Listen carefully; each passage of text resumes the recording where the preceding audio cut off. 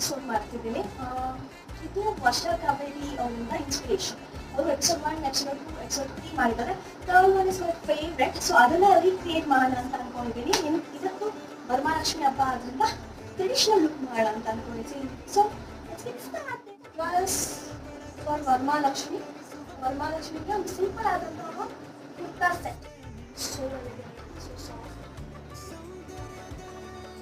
Earrings, so watch, bindi, perfume ಹಾಕೊಂಡು set ಮಾಡ್ಕೊಂಡು ಸ್ವಲ್ಪ ಟೈಮ್ ಫಾರ್ ದಿ ಸ್ಲೋ ಮಧ್ಯಾಹ್ನ ಬರೆದ ಹಾಗಿರುವ ಹೆಜ್ಜೆಯ ಮುದ್ರೆಯು ನಿನ್ನ ನಡೆ ಕಂಡು ಹಿಂದೆ ಬರಬಹುದು ತುಂಗೆಯು ಭದ್ರೆಯು. ನಾನು ಶ್ರೀಕೃಷ್ಣ ನೀನೆ ನನ್ನ ಭಾವ ಮೂಡಿದೆ